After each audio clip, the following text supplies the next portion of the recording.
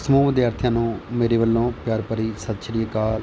Dear students, ਅੱਜ ਆਪਾਂ ਆਪਣੀ ਗ੍ਰਾਮਰ ਬੁੱਕ ਦਾ ਟੌਪਿਕ ਕਰਾਂਗੇ ਜਿਸ ਦਾ ਨਾਮ ਹੈ ਪ੍ਰੈਪੋਜੀਸ਼ਨ। ਹਾਂਜੀ ਬੇਟੇ, ਪ੍ਰੈਪੋਜੀਸ਼ਨ ਜਿਹੜਾ ਟੌਪਿਕ ਹੈ ਇਹ ਬਹੁਤ ਹੀ ਜ਼ਿਆਦਾ ਇੰਪੋਰਟੈਂਟ ਟੌਪਿਕ ਹੈ ਤੁਹਾਡੇ ਸਿਲੇਬਸ ਦੇ ਵਿੱਚ। ਔਰ ਇਸ ਦਾ ਜੋ ਮੇਨ ਓਬਜੈਕਟਿਵ ਕੀ ਹੈ, general objective to enhance communicative skills. ਹਾਂਜੀ, ਕਮਿਊਨੀਕੇਟਿਵ ਕੀ ਹੁੰਦੀਆਂ ਨੇ, ਜਿਹੜਾ ਕਿ ਤੁਸੀਂ ਦੂਸਰੇ ਦੇ ਨਾਲ ਆਪਣੇ ਵਿਚਾਰ ਸਾਂਝੇ ਕਰਦੇ ਹੋ, ਉਹਨੂੰ ਆਪਾਂ ਕਮਿਊਨੀਕੇਟਿਵ ਸਕਿੱਲਸ ਕਹਿੰਦੇ ਨੇ। ਉਹਨਾਂ ਦੇ ਵਿੱਚ ਕੀ ਹੈ, ਵਾਧਾ ਕਰਨਾ, ਟੂ ਇਨਹੈਂਸ ਕਮਿਊਨੀਕੇਟਿਵ ਸਕਿੱਲਸ, ਇਹਦਾ ਜਰਨਲ ਓਬਜੈਕਟਿਵ ਹੈ।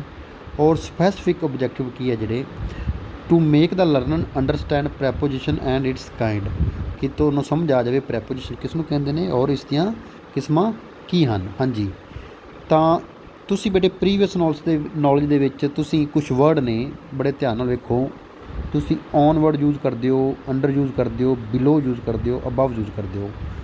ਜੇ ਕੁਝ ਸ਼ਬਦ ਜਿਹੜੇ ਤੁਸੀਂ ਪਹਿਲਾਂ ਵੀ ਯੂਜ਼ ਕਰ ਰਹੇ ਹੋ, ਚਾਹੇ ਤੁਹਾਨੂੰ ਪਤਾ ਹੈ ਕਿ ਉਹ ਪ੍ਰੈਪੋਜੀਸ਼ਨ ਨੇ ਜਾਂ ਕੋਈ ਹੋਰ ਵਰਡ ਨੇ, ਤਾਂ ਆਓ ਆਪਾਂ ਦੇਖਦੇ ਹਾਂ, ਇੱਕ ਐਕਟੀਵਿਟੀ ਕਰਦੇ ਹਾਂ ਔਰ ਐਕਟੀਵਿਟੀ ਦੇ ਥਰੂ ਆਪਾਂ ਜਾਣਨ ਦੀ ਕੋਸ਼ਿਸ਼ ਕਰਦੇ ਹਾਂ ਕਿ ਪ੍ਰੈਪੋਜੀਸ਼ਨਸ ਕੀ ਨੇ।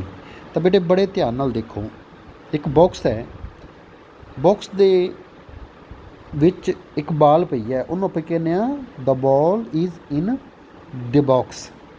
ਕਿ ਜੇ ਬਾਲ ਬਕਸੇ ਦੇ ਵਿੱਚ ਹੈ ਤਾਂ ਇਨ ਕਵਾਂਗੇ, ਉੱਪਰ ਹੈ ਤਾਂ ਔਨ ਕਵਾਂਗੇ, ਜੇ ਬਕਸ ਦੇ ਨੀਚੇ ਹੈ ਤਾਂ ਉਸਨੂੰ ਆਪਾਂ ਅੰਡਰ ਕਵਾਂਗੇ, ਔਰ ਜੇਕਰ ਬਕਸੇ ਦੇ ਨਾਲ ਪਈ ਹੈ ਤਾਂ ਉਹਨੂੰ ਆਪਾਂ ਨੈਕਸਟ ਟੂ ਕਵਾਂਗੇ, ਜੇ ਬਕਸੇ ਦੇ ਪਿੱਛੇ ਪਈ ਹੈ ਤਾਂ ਉਹਨੂੰ ਆਪਾਂ ਬਿਹਾਈਂਡ ਕਵਾਂਗੇ, ਜੇ ਬਕਸੇ ਦੇ ਅੱਗੇ ਪਈ ਹੈ ਤਾਂ ਇਨ ਫਰੰਟ ਆਫ ਕਵਾਂਗੇ, ਔਰ ਦੋ ਬਕਸਿਆਂ ਦੇ ਵਿਚਕਾਰ ਪਈ ਹੈ ਤਾਂ ਉਹਨੂੰ ਆਪਾਂ ਬਟਵੀਨ ਕਵਾਂਗੇ। ਬੇਟੇ ਧਿਆਨ ਰੱਖਣਾ, in, on, under, next to, behind, in front of, between, ਇਹ ਸਾਰੇ ਦੇ ਸਾਰੇ ਕੀ ਨੇ ਆਪਣੇ ਬੇਟੇ ਪ੍ਰੈਪੋਜੀਸ਼ਨ ਵਰਡਸ ਨੇ, ਇਹ ਤੁਸੀਂ ਯਾਦ ਰੱਖਣੇ ਨੇ।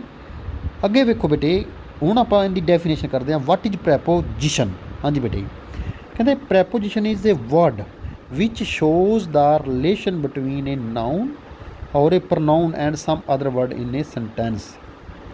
ਤਾਂ ਬੇਟੇ ਕੀ ਕਹਿੰਦੇ ਨੇ, ਪ੍ਰੈਪੋਜੀਸ਼ਨ ਅਜਿਹਾ ਸ਼ਬਦ ਹੈ ਜਿਹੜਾ ਕਿ ਨਾਊਨ, ਨਾਮ ਅਤੇ ਪੜਨਾਮ ਦਾ ਜਿਹੜਾ ਸੰਬੰਧ ਸੈਂਟੈਂਸ ਦੇ ਵਿੱਚ ਦੂਸਰੇ ਸ਼ਬਦਾਂ ਦੇ ਨਾਲ ਕੀ ਸੰਬੰਧ ਹੈ, ਉਹਦੇ ਬਾਰੇ ਆਪਾਂ ਨੂੰ ਦੱਸਦਾ। ਐਗਜ਼ਾਮਪਲ ਦੇਖੋ, ਰਿਧਮਾ ਲਿਵਜ਼ ਇਨ ਦਿੱਲੀ। ਤਾਂ ਬੇਟੇ ਰਿਧਮਾ ਕੀ, ਇਹਦੇ 'ਚ ਨਾਊਨ ਹੈ, ਰਿਧਮਾ ਕੀ ਹੈ, ਇਹਦੇ 'ਚ ਨਾਊਨ ਹੈ, ਲਿਵਜ਼ ਇਨ ਦਿੱਲੀ, ਠੀਕ ਹੈ। ਤਾਂ ਇਹ ਸਬਜੈਕਟ ਹੈ, ਇਹ ਓਬਜੈਕਟ ਹੈ, ਔਰ ਇਹਨਾਂ ਦੇ ਵਿੱਚ ਜਿਹੜਾ ਰਿਲੇਸ਼ਨ ਸਥਾਪਿਤ ਕਰ ਰਿਹਾ ਇਨ ਵਰਡ, ਕਿ ਉਹ ਦਿੱਲੀ ਵਿੱਚ ਰਹਿੰਦੀ ਹੈ। ਅਗਲਾ ਵਰਡ ਹੈ her mother is proud of her success, ਉਸ ਦੀ ਜਿਹੜੀ ਹੈ ਸਫਲਤਾ ਦਾ ਉਸ ਨੂੰ ਮਾਣ ਹੈ, ਕਿਹਨੂੰ, ਉਸ ਦੀ ਮਾਤਾ ਨੂੰ।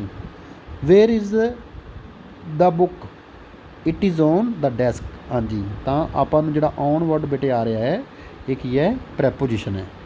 ਅੱਗੇ ਆਓ ਬੇਟੇ, ਕਾਈਂਡਸ। ਬੇਟੇ ਬੜੇ ਧਿਆਨ ਨਾਲ ਸਾਰੇ ਬੱਚਿਆਂ ਨੇ ਵੇਖੀਆਂ ਨੇ ਕਿਹੜੇ ਕਿਹੜੇ ਕਾਈਂਡਸ ਨੇ ਇਸ ਦੀਆਂ।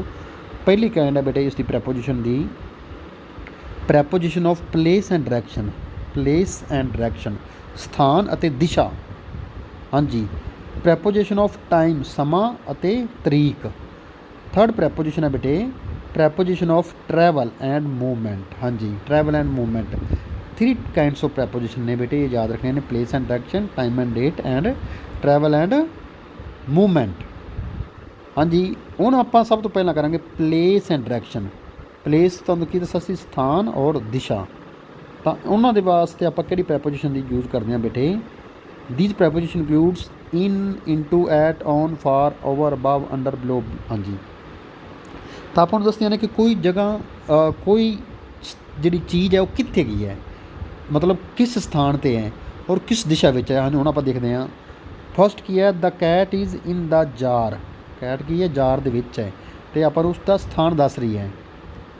ਦ cat is on the jar, ਹੁਣ ਕੀ ਹੈ, ਕੈਟ ਹੈ ਜਾਰ ਦੇ ਉੱਪਰ ਹੈ, ਤਾਂ ਇਹ ਆਪਾਂ ਨੂੰ ਉਸ 'ਤੇ ਕੀ ਹੈ, ਸਥਾਨ ਔਰ ਡਾਇਰੈਕਸ਼ਨ ਵੀ ਦੱਸ ਰਹੀ ਹੈ।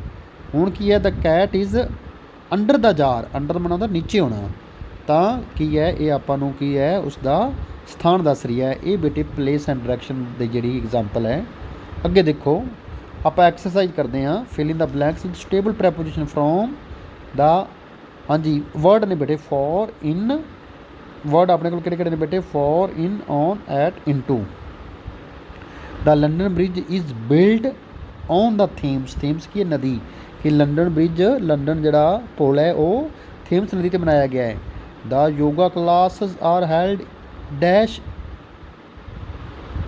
द पार्क, हाँ जी, in the park, park which Devika dived into the pool, हाँ जी, डाइवड इंटू दा हुंदा है कि डाई लगानी किहदे विच, तलाब दे विच डाई लगानी, इंटू दा, हाँ जी बेटे, इन और इंटू दे विच फर्क बेटे खास समझ लो कि इन्हां दे विच फर्क है। इन बेटे करदा है रैस्ट पोजीशन शो, रैस्ट मतलब कोई जगह आपकी जगह ते पई है।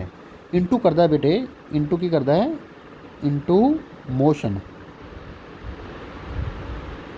हाँ जी, ये एक स्थान पर ठहरी हुई चीज़ है, ये मोशन दे विच है।